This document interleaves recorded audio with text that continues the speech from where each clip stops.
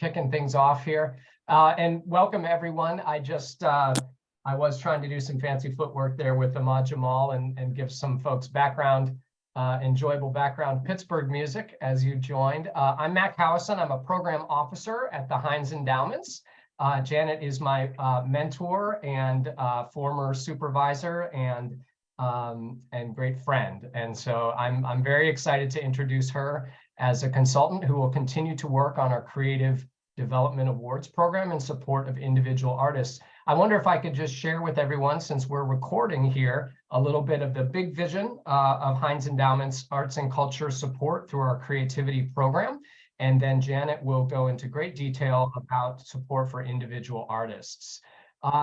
So actually, if you'll bear with me, it might look like I'm reading because I am. I just want to make sure that I get everything right here. The Heinz Endowments believes in the power of arts, culture, and creativity to provide meaning, beauty, connection, and vitality to the Pittsburgh region's residents and communities. As the region's largest funder of arts and culture, we seek to elevate the role of the cultural sector, to make its benefits accessible to all residents, and to bring the power of the arts to bear on the important issues facing our city and region. We will achieve this vision through 4 areas of investments: cultural organizations, creative places, creative learning, and the subject of today's conversation, individual artists. So with that, welcome, and I'll turn it over to Janet to explain our program. Okay, thank you, Mac. Welcome, everybody, and welcome to this webinar on the 2023 Creative Development Awards of the Heinz Endowments. We're so happy all of you are here. This is an informal session today. As Mac mentioned, we are recording it so that a lot of people can come back and watch it. People who are working during the day, obviously, and have other commitments today. So just so you're aware of that. Let me give you a couple of ground rules too. I don't know if Cindy Stuber can be seen on the screen here, but she is the master par excellence of all the technology. So she's recording. I want to thank her, and she's going to monitor me, as well as Mac will monitor me, to make sure that I cover everything we need to do. A few ground rules about the webinar. All of you are muted, and we're going to, I am going to talk at you for a little bit. I'm sorry, this is a talking head webinar a little bit, but that's a little bit par for the course for imparting this kind of information. So the first part, I'm just going to cover the basics of the program and the history of the program, and then I'll take time to answer any questions that you might have in the chat, you would like to put in the chat. They should be general questions about the guidelines. And thank you, Mac. Mac is going to be monitoring the chat and help me field those questions at the end.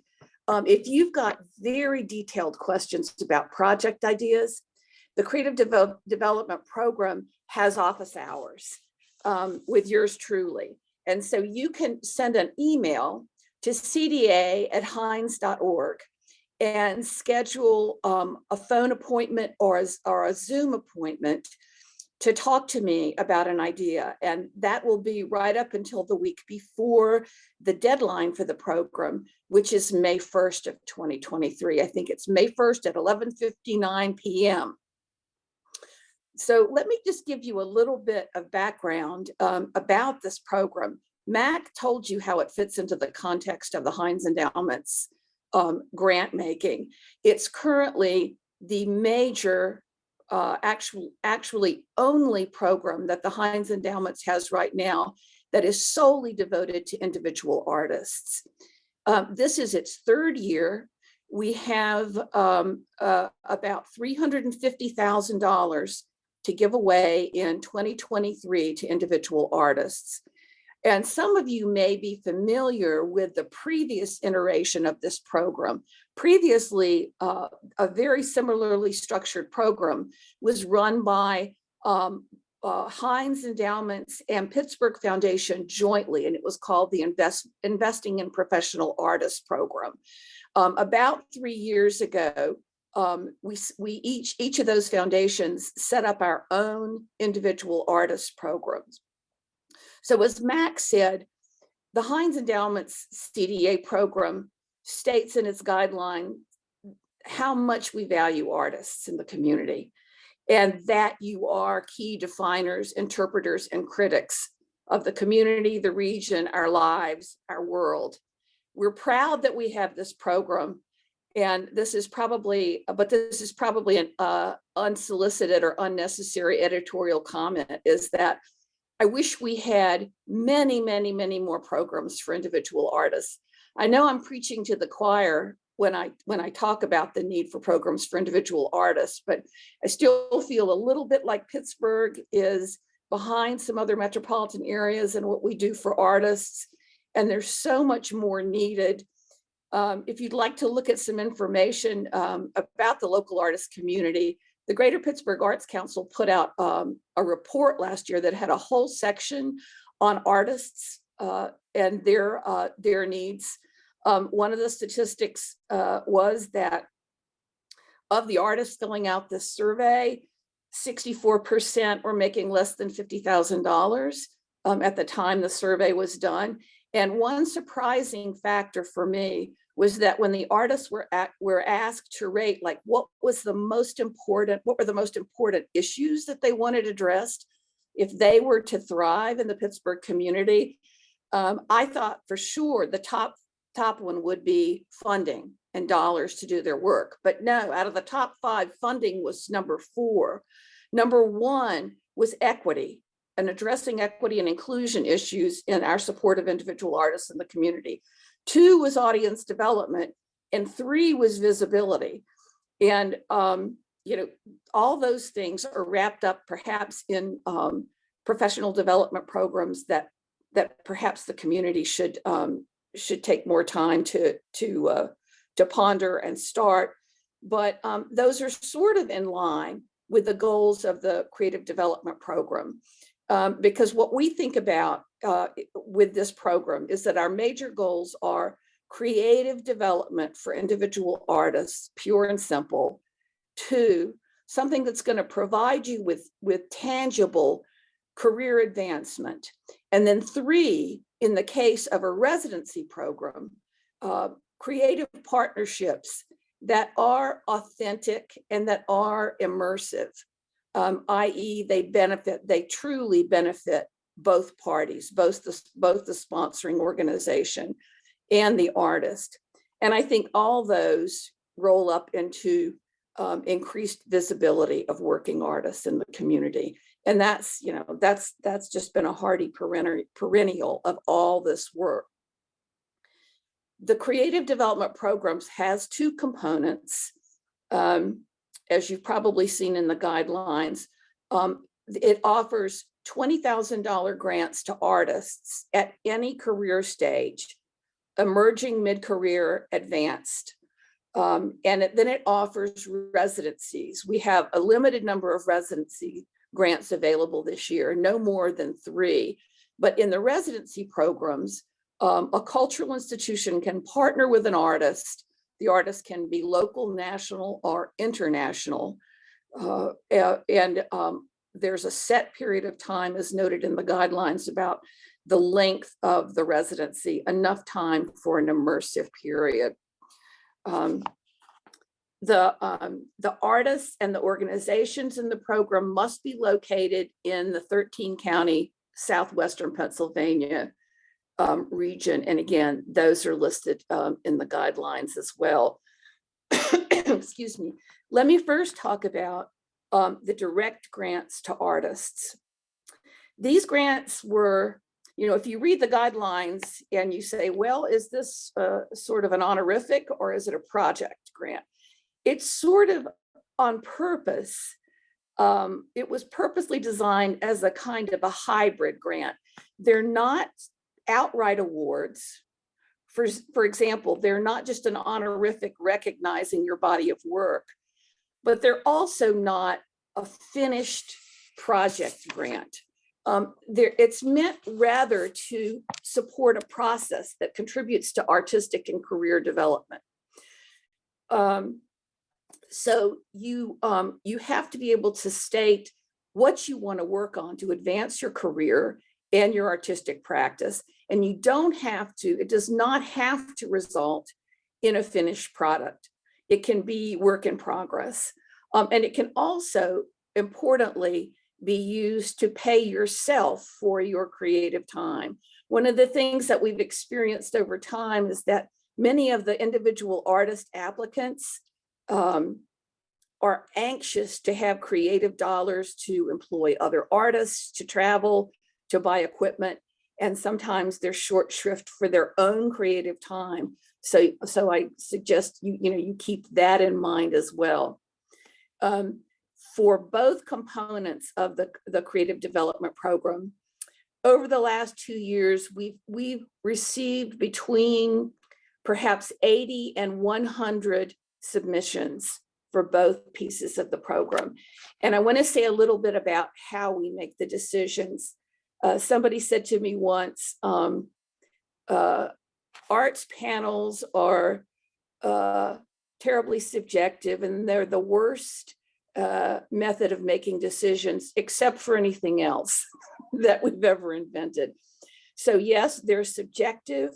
They're sometimes messy, but they are, I think, the best process that we have to have peers from many, many parts of the cultural community look at the work of the applicants. So we use a two-step panel process. The first step is that we have a panel of local screeners review all the applications and narrow the field down to about 30 to 35 finalists. And then we have a mostly national panel that selects the recipients from those 30 finalists. You can see examples of who the screeners and the panelists have been. If you go to the Creative Development website, there are 2 sets of press releases there for the last 2 years of the program, and you can look and see who the local and who some of the national reviewers were, so that you can get a sense of who has been looking at work in the past. What do we ask those folks to look at? In the proposal, you'll see, in the proposal submission, you'll see we tried to make it simple because artists have a lot of other things to do with their time. There's a review of what you're proposing to do. There's an artist statement, and there's a budget, and then there's also a place for you to submit work samples. By far, in what the panelists look at, the work sample is the most important thing. So I think anyone who's going to submit should be careful about what it is they decide to submit for the work samples. The panelists review the body of work and give the most weight to their responses to the work samples that you submitted. We use a scoring process, but we also complement the scoring process with open discussion. So we give about 50% weight to the work sample. Then we give about 30% weight to the narrative that you've written. What is your career? What are your artistic inspirations? What's your career trajectory? And I know artists love to hate the requirement of artist statements, but they are important with this grant program. And then 20% is what's being proposed feasible and accomplishable by the proposing artist. So I would also say we ask you in the guidelines to give a budget, and we use the term a well-researched budget. I think maybe we should think about changing that, Mac, in future years if the program continues, because a project that doesn't have necessarily an endpoint is going to have some speculation to the way the budget is put together. So we're happy to advise you. I'm happy to advise you as you put a budget together, but it needs to be as reality-based as you can make it. And, you know, it's wide open in terms of what you think you need in terms of dollars to accomplish your artistic mission. One artist, for instance, last year asked for money to cover childcare so that she could finish up a particular work. A realistic budget might be better. Another wanted to travel to see work. Another actually needed specific kinds of equipment. Another simply wanted to take time off from her job to devote time to the work. So this is meant to be very open-ended. The only question is, what will most benefit you in your career development as an individual artist? Many artists, as I said, budget insufficient funds for themselves. So think about that as well. You know, and examples from the last year of funding, there were 2 artists who were able to lease space for the first time to get the kind of studio space they needed for a longer term to make their work in an environment that was most conducive to what they needed to do. One person used their funding to research and buy equipment for the creation of a new film. A composer got the funds to make an audio recording of a work of his that was not previously recorded. And another artist used part of the funding to hire models for her to develop her painting practice, and when she had used stills before. So those are the kinds of things that people have been dreaming about with this program. So that's the overview of the Creative Development Awards for individual artists. We also offer residency grants, and I think, as I mentioned, we're offering maybe up to 3 this year. We've defined an immersive residency at a cultural institution as being between 6 and 18 months. And as I said before, it does not have to be a local artist. The key is that the residency is immersive. And last year, we extended the residency time to 6 months to demonstrate the fact that both the institution and the individual will benefit from a long-term period of time. One of the most interesting residencies that happened in last year's funding was local artist Terene Idea, who was in residence with the Society for Contemporary Craft for almost a year and did research on African Americans' dress and culture here in Pittsburgh over a span of time, which was then exhibited by Contemporary Craft, and a publication was made out of that. So, and that was a really good case of an immersive residency where she spent time. She had the time to research, but that research also greatly benefited Society for Contemporary Craft. One important feature about the residencies is that because this is an individual artist program, 2/3 of the funding must go to the artist. So, or must be under the control of the artist. Then obviously there's going to be some overhead for the for the institution, but most of the funds must be in the hands of the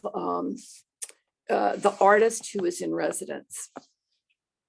And okay, I'll say one more thing, and then I'll ask Mac and Cindy to tell me if I've missed anything, and then take any questions that any of you might have. One of the things that we ran into this year in particular with panelists and our reviewers and artist applicants is that there is a phrase in the application that says, we want to support you as artists, as either creators or interpreters, not in terms of educational components, community interface, work as an art therapist, etc. And several people this year asked, well, wait a minute, what if my practice is social practice work? What if my body of work is, the community as my canvas? And I just wanted to make sure that that distinction was made. If you, as an artist with a track record in this community, have a practice that incorporates social practice or other aspects of community into your work, that is totally legitimate and should be honored just as much as perhaps making a painting or writing a piece of music. And so we want to make sure that we make that clear, and that how we're judging what your art, we're not judging what your artwork is. We're judging your body of work and your track record. So that is a distinction that I hope I make clear here. We put the section in the guidelines about primarily being an artist so that you'd have the ultimate freedom not to have to address a question about community interface or community connection or educational components, unless it's key to what you do. So we hoped that that would be freeing for artists, because we know that in many projects and programs that you're involved in, that's a requirement. So I just wanted to make that clear. The last thing that I'll say, because I keep remembering things as I'm talking, is that if you do receive one of these awards, there are tax liabilities associated with it. Uncle Sam will come to take a bite out of your award. And so we suggest strongly that if you do receive one of these awards, you consult with your tax professional or other financial expert to look at that piece of it. And I wanted to say that up front, because that is important. This is only our third year making individual artist grant.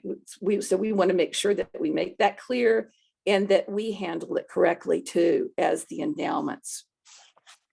So that is my general overview of the program. And I want to ask my two Heinz Endowments colleagues if they can think of anything that I've missed in my recitation here. The only thing that I would add is that if you've already received a Creative Development Award or an Investing in Professional Artist Award in the past, you are not eligible to apply for this. Yes.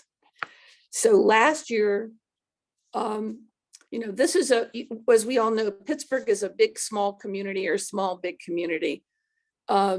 Last year, we did have inquiries from some previous recipients, and we decided once again to say, no, previous recipients cannot apply, because we want to fund as many new folks as we can through this amount of money.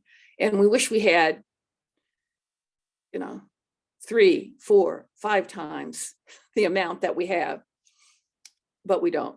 So that's important, Cindy. Thank you for mentioning that. Matt, can you think of anything else that I've missed here in my recitation? I think you got it all, Janet. I'm happy to try to explain the exclusion a little bit more, which is really to think about this as support for your practice, defining your practice. But if for instance, part of your profession is offering a series of arts education classes, those kind of the program underwriting is what is not eligible for this. This is really whatever you drive as your practice, whether it's in residency or whether it's as an individual artist. That's what this program is looking for. So arts education is a good example. The art therapy was one too. If you're a fee-for-service art therapy provider, this is not a grant to supplement that practice. And really just if we're jumping into questions, I'll monitor the chat. And if folks have questions so we can see you, go ahead and raise your virtual hand and we'll get to you. The tax, so there is a tax question. I can rephrase this, which is, would you calculate the cost of taxes in what you are requesting? One of the ways, yes, one of the ways you would do that is you would want to account for if the sum total of the award is $20,000, whatever you would anticipate paying in income tax would not be available to you out of that $20,000. And that is actually a really good question. I don't think anybody's ever asked that question before. And I think, you know, it points at the fact that I think in past years, in the first year, I think I actually told people to make a budget to $20,000 without putting that in. So Mac, thank you for saving me on that. And actually, if you do receive an award, our finance department will send you a 1099 in January, and then you have to claim that income on your taxes. Yeah. Yeah, one technique there, it's a good point, Cindy, is if you are already a working professional artist that manages self-employment income, you do not necessarily need to create your budget for this award, but you do need to anticipate this will be a part of your self-employment income. So we have both hands up and questions in the chat. Well, go ahead, Kelly, and we'll get to, I'll just insert, Janet, that we're looking for a number, average number of folks that get funded every year. Okay. In the history of the program back to before Heinz ran it, there were probably, there's been an average of 15 to 20 awards a year.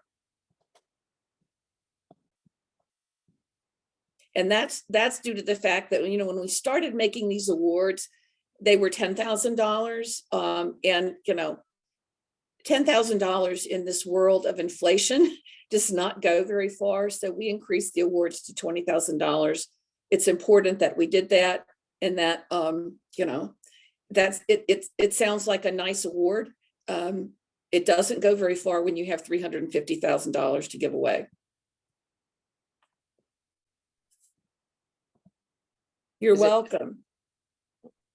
Kelly. Yeah. Question about the budget. So are we budgeting just for $20,000, or do you want to see like the scope of our entire project?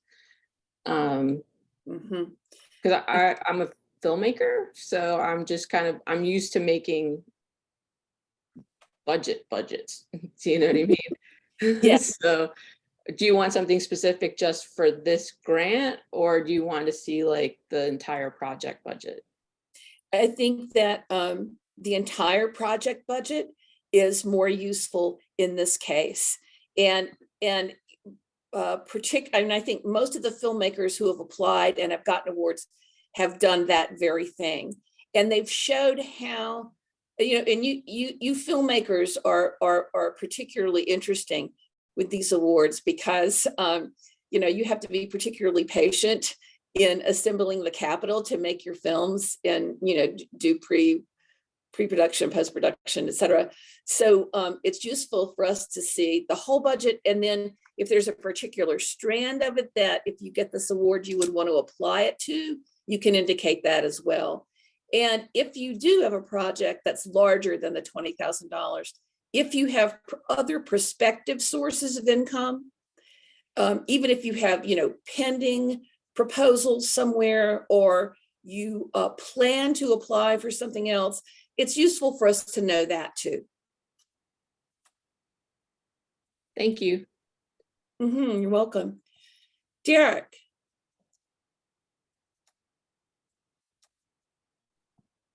Hello, can you hear me?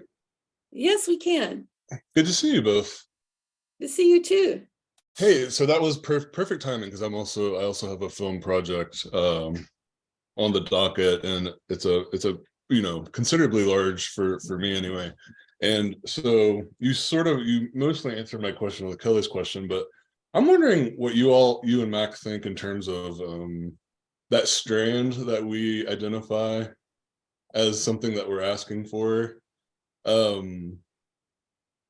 one thing I've been talking about with funders is this idea of a grant for money for the ability to just work without having a day job. Don't tell Sally Ann I said that. And so is it a compelling ask that something like this go towards, I'm calling it like a median salary, right? So what does it look like to pay an artist for 1 year a median salary in the city of Pittsburgh? And what kind of impact would that have for them to make a project, right? And so is that a compelling thread? If I'm making, so that would be amplified by other grants as well? Or would you recommend that I just pick something that's a little sexier, like within the budget, that's $20,000 or whatever, and sort of shoot for that? Yeah. I'm just curious. I'm curious what you think in terms of like how to, how to sort of package the pitch. Yeah, you know what? It's so interesting because, ultimately the panels debate this, but we debate it too. And so sometimes there's many opinions about this as there are staff. So I'm going to give you my 2 cents and see. That was what I was worried about. See what Mac thinks. But it's interesting. Several people have written me in the last few months to say, couldn't we consider giving larger awards that are a living wage for a year and give fewer of them? That's a value judgment on the part of the foundation about how we want to use those dollars. And somebody just this morning sent me something from Ireland that said, hey, the Irish government is giving artists $350 a week for a year. Why can't you do that? And, those are compelling. So I actually, my 2 cents is that if the body of work that you produce is compelling to the panel, if you can make an argument about how freed up time will do certain things for your career trajectory and you can describe them, I think that is a legitimate request. Mm-hmm. Absolutely. But I want to know what my colleagues thinks too. He may have some nuances to it that I didn't think of. No, I would defer to you, Janet. I think that sounds like a great answer. I would base my current thinking on that would be based on what panel input has sounded like over the past 2 years. And really just for transparency for everyone on the call and viewing the recording, this is the 3rd year of an appropriation, and the staff hopes to use what we've learned over the past 3 years to make a case for continuing the program. So a variety of approaches to supporting individual artists helps us understand what's really needed by the field. So mine is much more of a general answer to that question. Janet, you would have the tactical in the room knowledge that I would defer to on that. So Heidi. Yeah, sorry. Thank you. Oh, did you want to add anything, Derek, before we went to Heidi? I was about to say, I think I'll keep it to interviewee fees for folks I run into. I was hoping you had a convincing answer, but my fear was that it's very vague. It just really depends, and so it sounds like that's probably what it is. Okay, the body of work ain't going to change though. Heidi. Hey, and I don't mean to interrupt you, Derek. So thank you. This is super helpful. Janet, you mentioned having, I would say time, but the ability to review proposals. What is your timeline? Like, what is realistic to send something to you if there are questions? Mm-hmm. The deadline. I have had limited time. I've had the office hours up until, let's see, May 1st is a Monday. Am I right? So I will probably have the chance to do office hours up until the Wednesday before.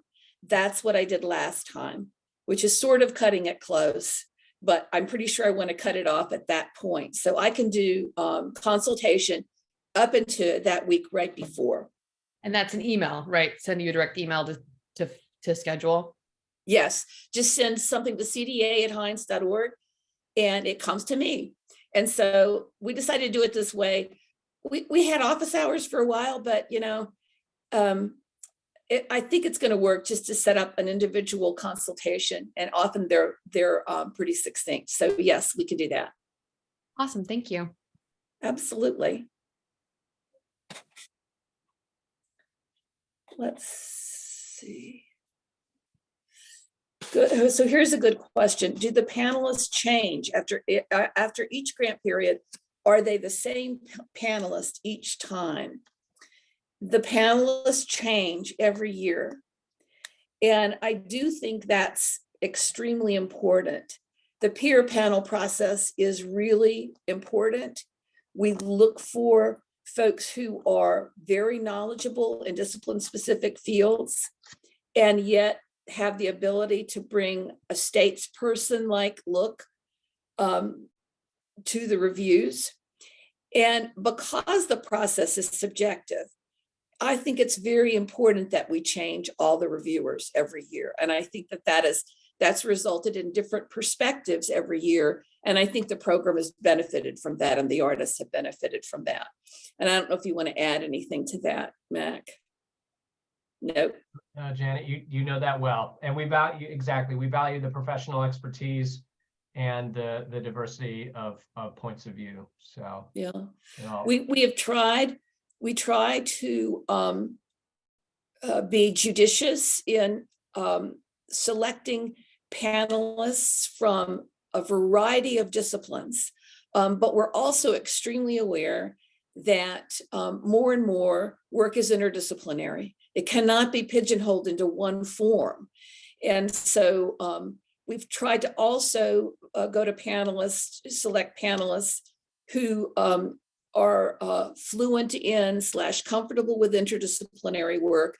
And we try to caution them in the beginning that we are, by design, the panels are interdisciplinary. So you bring, a panelist may bring a very well-honed discipline-specific expertise and may get out of their comfort zone with looking at other disciplines. But the thing that unites all of them is a real point of view about work and devotion to work. And so we get a lot of heat and light both in the panel meetings. And I think it's come out with really good sets of decisions for everybody, but it's not easy. It's not easy. Let's see, I see Kelly with a question. Yes, just a quick question about body of work. I have several films and they range from 2 minutes to like 40 minutes. Would you want, like, is there a time limit, or do you want me to like edit them down, or do you want to see like what are you looking for in body of work? Yeah, we asked the panelists to spend at least a minimum amount of time looking at work. They're all very different in the amount of time. Some of them might decide to budget the same amount of time to looking at each person's work. Some might be interested and look at more. And so in the media uploads that you have, if you want, I'd say submit what you think is your strongest work. If it's the 40-minute work, I'd ask people to, suggest that they go to minute X and watch a 10-minute segment or something like that. Thank you. Does that help? Yeah. Yes. Okay.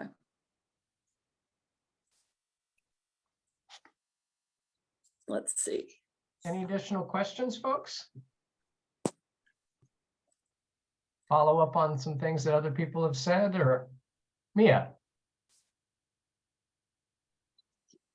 Good afternoon. Thank you for the call, and thank you for going through everything in great detail. I kind of have a follow-up question on that video. So there's 5 media uploads permitted, one of which is the budget, one is the background material. So that leaves us with a total of 3 samples of work. And how I read it is that it could include 10 pages of written, 15 images, or a 5-minute video. Is that 5 minutes a suggestion then? Yes, that's the suggestion on my part. If the panelists don't have the time to watch the entire thing, point them to what you think might be a best representation of your work.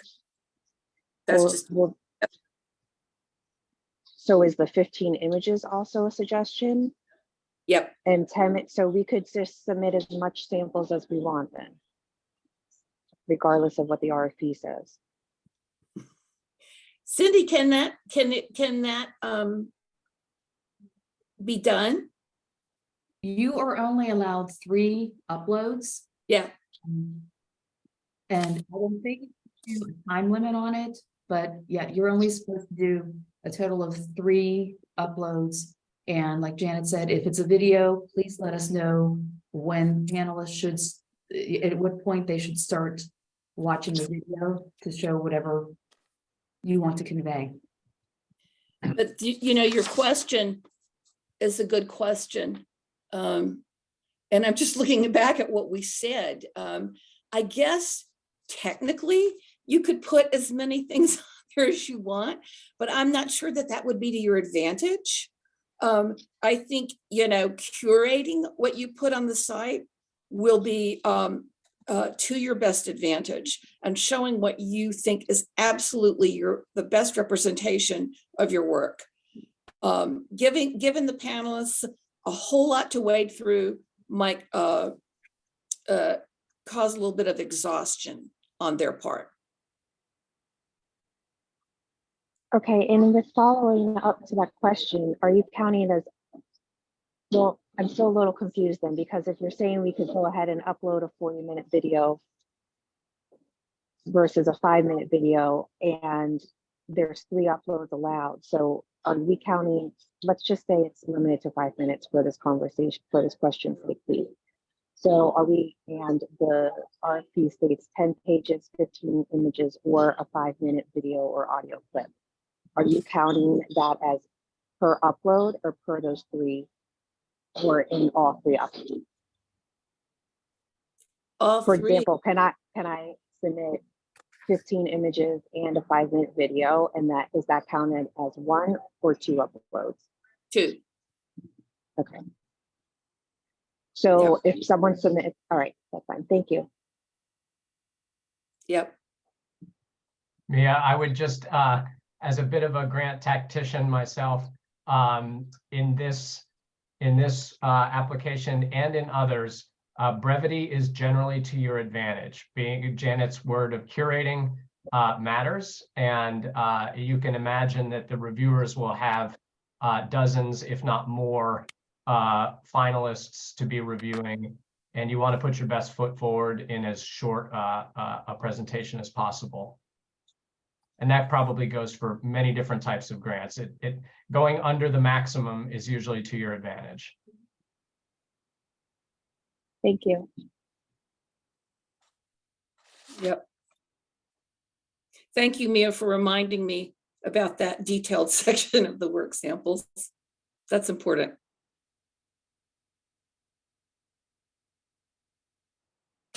Other question, we still have about 10 minutes. We don't have to just fill the time, but this is a great opportunity to have Janet's audience and wisdom, as she will be leading the review process. Any further questions?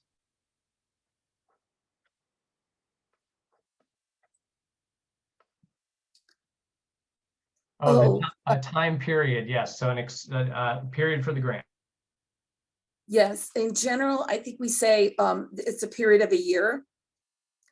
The individual artist grants span a year, and the residencies are between 6 and 18 months. But you know, that is also negotiable. For instance, we had a request from a residency just this week that there were some unanticipated delays in making the work. The work was to premiere in the fall of 2023. And they said, now we think, unfortunately, it's not going to be ready until summer 2024. Is that okay? And we said, yeah, the less restrictions that we put on this, the better. But those general timeframes are a good time frame to think about it in. And there was another question there. Ashara is asked, I hope I got the pronunciation of your name correct, Ashara. Is there a certain length one's resume should be, Janet, or CV? I don't think we have any guidelines for the length of a CV. Again, I would go back to Mac's word, brevity. Brevity serves you well. So I think if, okay, we got your name. Yes. All right. Good. So I think, you know, I think the best CVs are not the academic CVs that are probably 15 pages long with every article you've ever written. Yes, but 2 to 3 pages is probably good. And like Max says here, put your best stuff out there. That's a general rule of thumb for this effort. Put your best stuff out there, and you uniquely know what your best stuff is.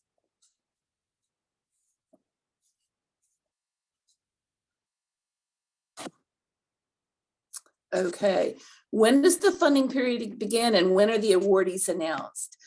So we hope to, you are very welcome. We plan to, the awardees will be announced in September, in early September. We expect to have the whole process complete by the end of August. So it's a 4-month process. And we've really tried to, we couldn't figure out how to make it, I couldn't figure out how to make it much more compact than that, because we want to give the reviewers time, real time with the material. So you should anticipate September. And, you know, the project can start when you're notified about the award. The funding would come a short time after that, depending upon the endowment's payment schedule. So the funding could probably be as soon as the end of September or October. Is that right? That's right, Mac, huh?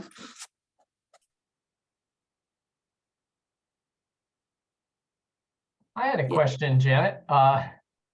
It would be, because the program has had 2 cycles of very fine art and residencies that have been funded, are artists and organizations that have been recipients before kind of available or known in the community, so that if you're a prospective applicant, you might get to know their work or somehow connect with them? That's an excellent question, Mac. And one of the things that I had wanted to do and wasn't able to do for a couple of reasons was to have a previous awardee come on the webinar. And I just couldn't pull that off, my fault. But, you know, all the awardees, all the previous awardees are listed in the press releases. We haven't per se said to them, we ask you to be willing to hear from potential applicants. But you know, I would go out on a limb and say that those folks are generous souls, all of them, and that they would, you know, they would probably be willing to, if you know them, or even if you don't, to take an inquiry. Yeah, not officially, but I hope that some of them won't call me up and say, I just got 25 emails. But you know what? I guarantee that if you look over the list over the last 2 years, there will be somebody that you know. And, you know, give us feedback if you think it would be interesting to have or helpful to have more than one talking head on the Zoom or 2 talking heads and hear from the artist. We'll make that, I'll make that a better, or we will make that a better priority for future years. You might be able to see if those artists are exhibiting or showing or follow their work in some way too. Would be another something interesting to do if you're researching this grant. When the last couple minutes here, Tamara put a question in. What are the deliverables for the grant? If you're awarded the grant, Janet, what do you need to give back? Mm-hmm. What you need to give back is a report where we're basically asking you 3 or 4 questions, and there's a real symmetry about that report and your original application. What did you do with this funding? How was it spent? What impact did it make on your visibility, your career trajectory, and your artistry. And one of the awkward things about that is that we send these reports out, you know, for you to report on in a year. These are not really the kinds of grants that you can fully measure the impact in a year. We did a study of the previous program and went back 8 years or 9 years, and we learned so much about what these awards do for artists' careers over time. But the short answer to your question is, you just have to write us a report at the 1-year mark, or if it's a residency, the 18-month mark, and say, this is what happened. This is what I did. This is what I did that I anticipated, unanticipated, career and life impact. Yeah. Are there any more questions? Did I see one more pop up? No, that's just, oh, good, perfect. Well, I think I can probably say this webinar is far from perfect, but it's interactive. And I really appreciate everybody showing up. The great news about this technology is that what we learned from the last 2 years is that a lot of people can't make this specific time. And a lot of people did tune back in and listen to your questions and my explanations. So you're doing a service for some of your fellow artists and asking these questions. So please know that after this, you know, and right up until May 1st, or a couple days before May 1st, I'm around and I want to be as helpful as I can in folks being successful in putting their applications together. And I really want to thank Cindy for her hard work on this. So all of you, if you have questions after this or you want an additional session, you know where to find us. So don't be shy. And I want to thank Mac Howison for support and guidance in this program too. All right, good. Thank you. Thanks everyone for being here.